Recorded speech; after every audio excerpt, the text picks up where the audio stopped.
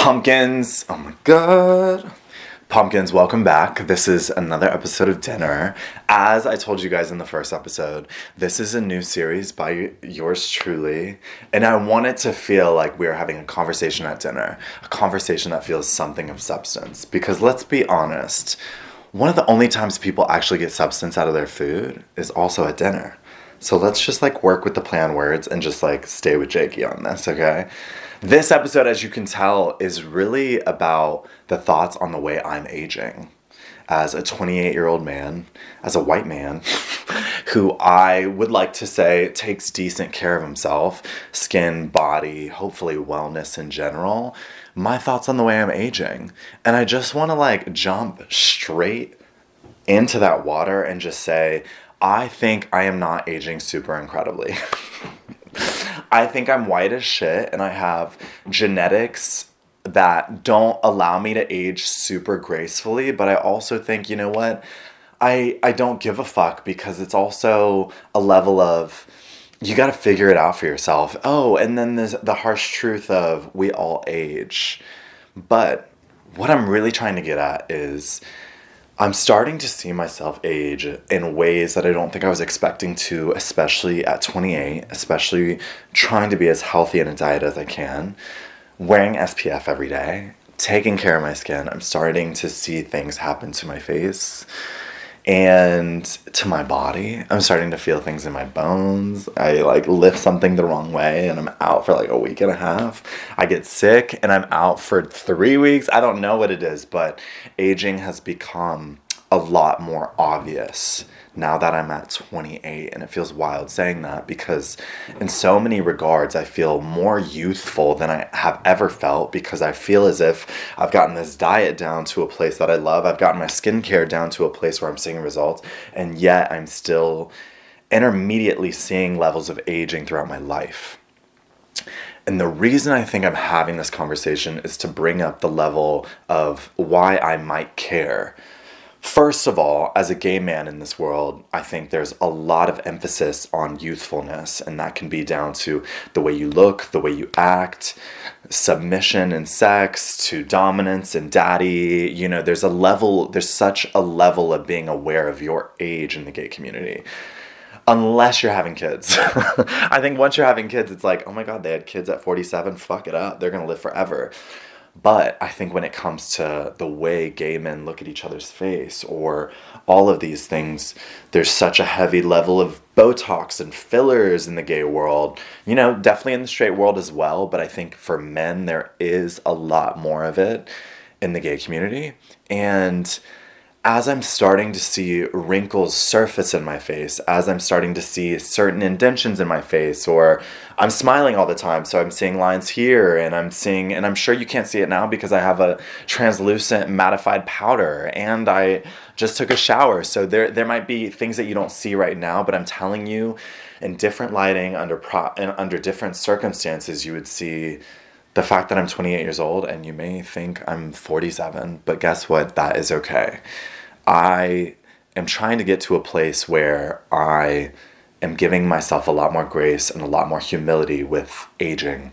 I'm trying to sit here and say to myself, first of all, there's such a beauty to aging because for me, that is true.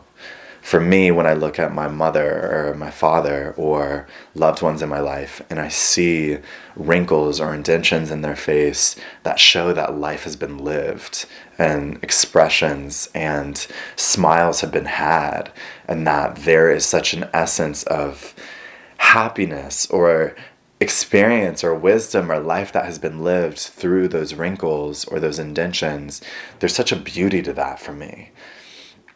And trust, there has been millions of moments where I've thought about, would I start the Botox journey? Would I start the filler journey? I don't know. And I'm not going to sit here and say I have not thought about it or I wouldn't consider it or I wouldn't do it at some point. But where I'm at right now is I have not had it, just to be super transparent with you guys, I have never had anything cosmetic done. I've never had filler. I've never had Botox. And I don't want to say that I would never do that because the truth is there may be a day where I'm oh my God, this line is so prominent and I can't see a photo without seeing this. But I think getting down to the bottom of where my issues with that lie is much more deep than saying, wait, the people I love in my life also have that line. And it's because they express themselves so vividly with their face. And it's because they're comedians that make wild faces all the times, and they've got wrinkles here, but when I see it in them, I see it as beauty. And why can't I have that same reflection back onto myself? That's a real gig. I think about it constantly, and I think about, why do you want to be so fucking flawless? Like, why do you want to be that? Because you don't want that out of others. You actually love when you see levels of quote unquote imperfection in others, when really to you it's never been an imperfection. It's a quality in them that you love. Long story short, or as I digress, let me just to go back to Botox really quick. I think where I'm at right now, I can't even afford Botox. So if it's preventative, fuck it up, Flo Milli shit. Like, if I had tons of money, maybe I would opt into it. Maybe I'd want it to be preventative. But I also think there's a level where once you start it, I believe your maintenance period needs to continue on it. And I just can't tell myself that I have that much money for that time, right? Like, I don't know how much money I'll have in 10 years. I don't know how much money I'll have in 5, but maybe I can sit here and hydrate really well and take care of my skin and just age and just be honest with you guys. And it's not that Botox or anything cosmetic is not being honest with anybody, but I think having this conversation, people who have Botox, speaking their truth, why they wanted it, how they feel after it, that journey is so beautiful. And I think this discussion is something that I would love to have more and more with my friends. I wish I had it even when I was younger, at like 22, when I was in corporate America, and I was like, I feel like an old hag. And now that I'm 28 and I'm making content full time, I'm like, oh my God, I feel like a little child, and I get to feel like a bimbo. But then I look at my reflection in videos and I'm like, you definitely are getting older, baby. And that's beautiful and that's incredible. And your smile has never died, and it's never been dimmed just because of the new wrinkles that you see and the new things that you feel in your body. If anything, maybe there's a little more intellectual power and wisdom that you have along the way, you know? So, my thoughts on the way I'm aging.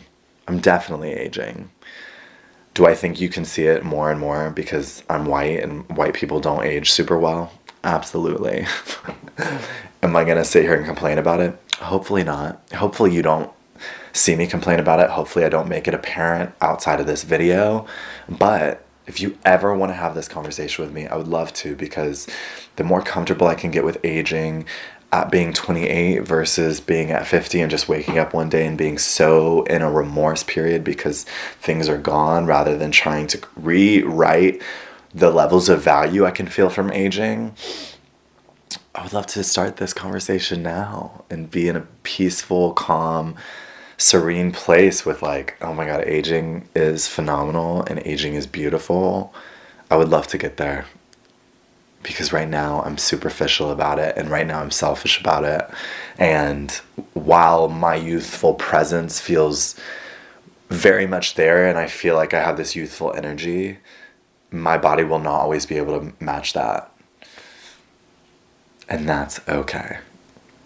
But let me know what you guys think. Let me know if all of this was a total word salad, because now that I'm doing these testimony series, now that I'm doing this dinner with you guys, I'm just trying to speak straight to the camera. I'm trying not to edit a single lick. Maybe I will for context, whatever it is, but a lot of this is word salad. So if none of this makes sense, let me know. If a little bit of this does and you relate to any of this, please let me know as well.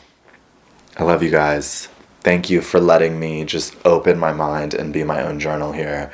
And thank you for letting me go so many different routes and then coming back to home base, right? I love you guys, and I'll see you guys on the next episode. Mwah.